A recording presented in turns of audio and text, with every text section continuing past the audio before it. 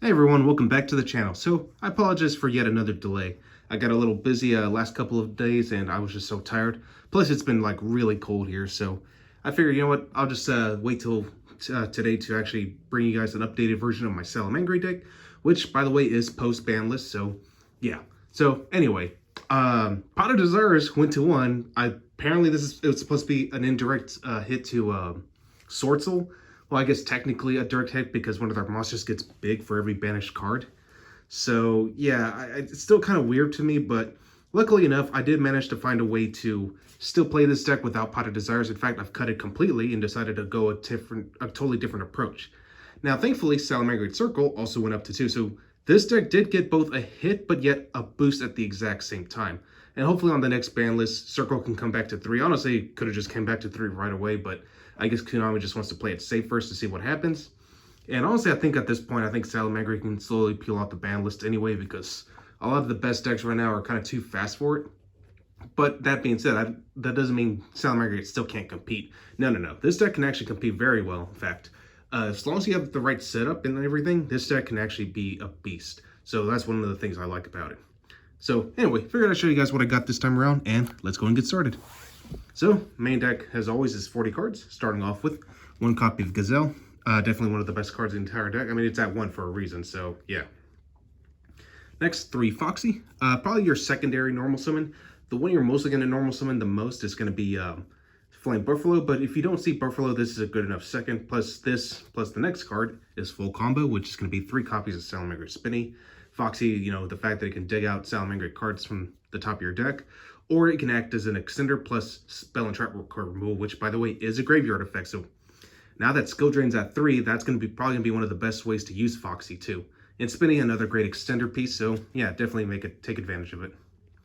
I'm still playing 2 copies of Jack Jaguar. Yeah, I know with Desires at 1, and since I'm not running it anymore, you could technically play this at 1 copy. I still like to run 2 because A, it's your main source of recursion. B, it's a level 4 monster, so it just plays great into, you know, doing some rank 4 plays. And C, I mean, it's, again, like, Jack Jaguar is also an extender piece, and that's basically what you want with this deck, is, like, you want to play as many extenders as you can. That way you can, you know, link climb to, like, your better monsters, especially for cards like Axis Code Talker. And plus, at least that way you always have some form of graveyard presence to begin with. So that's one of the things why I love playing Jack Jaguar at 2 still. Next, 1 Foul, which made a comeback on my last deck list. Another extender piece, again, level 4 monster, can't go wrong with that. And Falco, once again, extender, but also it recurs your spells and traps by resetting them to the field. So as long as it hits the grave, you're pretty much safe to go. So yeah, Falco, definitely something to look into.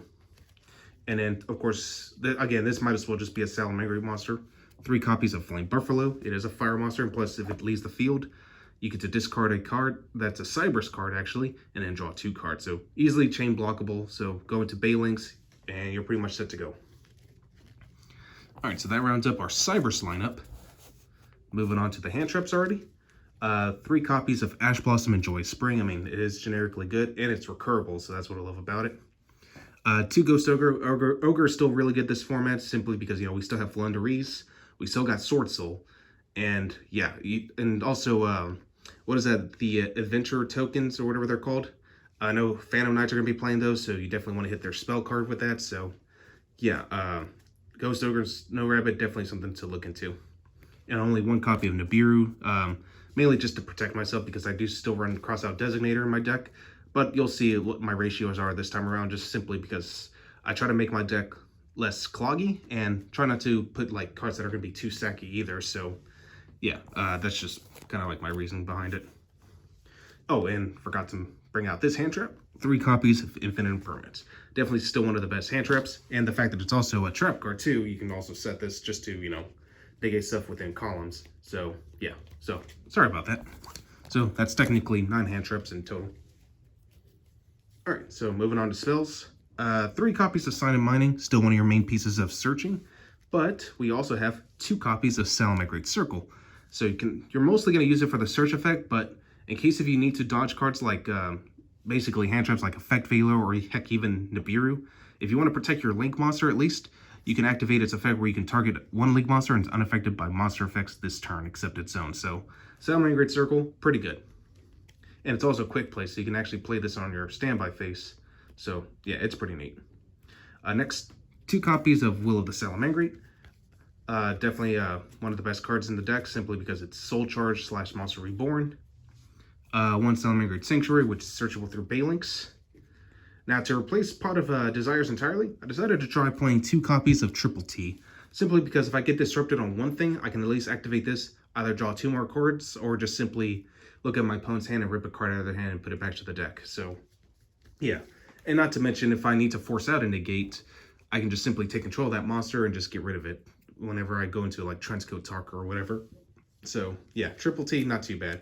Now, if you don't have this, you can play Pot of Avarice. In fact, I've already seen a few builds that play Pot of Avarice instead, because since, you know, it's easy to stack up your graveyard with so many monsters, it's not hard to just to like recur everything you need and just draw 2 more cards that way. Because with this deck, draw power is pretty important, so that's why I'm personally preferring Triple T. I decided to cut Designator to 2 copies rather than running 3 like I did last time, simply because I'm just playing it like any other copy of Called by the Grave, and which, speaking of which, still running 1 copy of Called by the Grave. So yeah, again, cross-out's just mainly to, you know, protect myself from certain hand traps, specifically Ash Blossom or Nibiru, most of all, because Nibiru basically kills my entire deck. So yeah, I just want to be willfully prepared. Alright, and that pretty much runs up our spell lineup.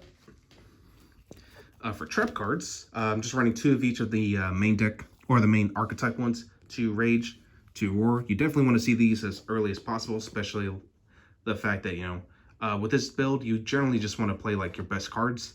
And with Roar, you know, plays around like spell and trap card removal, and Rage just basically pops cards out of your opponent's side of the field without targeting, as long as you have the Link monster to go with it. So yeah, I felt like these were definitely the best 2. Alright, so for the extra deck, there's only like 1 minor change, but overall it's pretty much the same lineup. 3 Baylinks, you know, 3 Wolf, double Heat Leo, and then of course our Access Code package, 1 Splash Mage, 1 Update Jammer, 1 Transcode Talker, which honestly can get the job done too. So if you don't have Access Code Talker, you can play something else like Hita, Borrelsword Dragon, or Borreload Dragon if you want. You can pretty much play whatever you want. I just play Access Code Talker because it's busted. But overall, yeah, you're pretty much free to do whatever you want with it. And then for my Xyz monsters, you know, still got to play 1 Mirage Stalio. I actually cut Baguska simply because, again, skill drain's at 3 right now. And I mostly want to play cards that can kind of dodge it a little bit. Or just like, and plus with skill drain up, Baguska's effect basically becomes useless too. So I decided to switch him out for a card I kind of wanted to experiment with, Time Thief Redoer. This card is actually pretty good, especially because, you know, with, it not only does it take the top card of your opponent's deck per standby phase, but, you know, you get bonus effects too. So, like, depending on what you detach, you can either banish this card till the end phase. If you detach a spell, you get to draw 1 card. And if you detach a trap card, you can target you can place 1 face-up card your opponent controls, non-targeting, I'm sorry, and you can place it on top of the deck. Basically, it puts your opponent back a turn. So that's kind of the reasons why I'm going with Time Thief Redoer this time around. And of course, 1 of Bish Dweller, because, you know, graveyard effects are still prevalent. Probably more so now because, again, Eldritch might be one of the next top tier strategies now that, again, it had a massive boost with skill drain at 3. So I'm just trying to be like cautious, you know. But yeah, that pretty much rounds up our extra deck. All right, so for our side deck, playing 3 copies of Artifact Lancia because, you know, banishment is still a thing. Against the Sword Soul matchup, you know, 3 Token Collector, 3 Cosmic Cyclone, or you can play Twin Twisters. Now that Imperial Order is finally banned, I mean, I'm not so afraid of it anymore, so I can just simply play these more comfortably. I still like to play 3 Forbidden Droplet. It's just kind of specific on certain matchups.